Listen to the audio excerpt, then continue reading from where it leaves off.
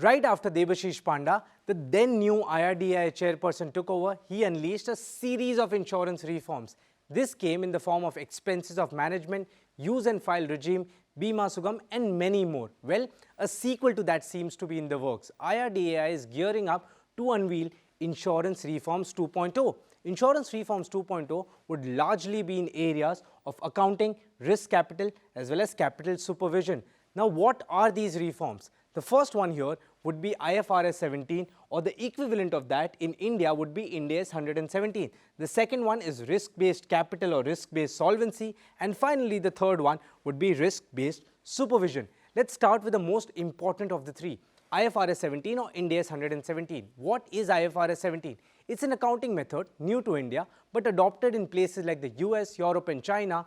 The new accounting method, nothing like the one which currently exists, makes insurance accounting more transparent, relevant and accurate. It ensures reflection of long-term insurance business on an annual basis. As I said, life insurance is a long-term business, policy duration of about 10 to 15 years. IFRS 17 will spread out the recognition of premiums over the life of policy. Let's come down to the financial specifics. Under IFRS 17, top line for life insurance companies is expected to come down as the single premium element, of which currently only 10% gets accounted for in a year, will now have to be accounted equally for the number of years for which any particular policy lasts.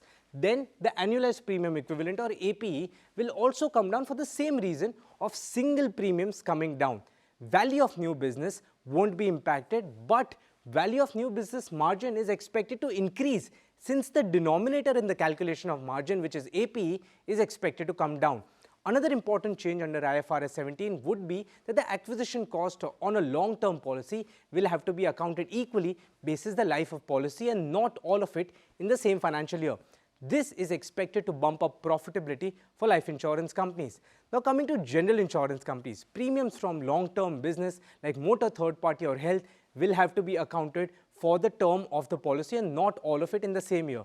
Acquisition cost of a customer will also be spread across the policy term.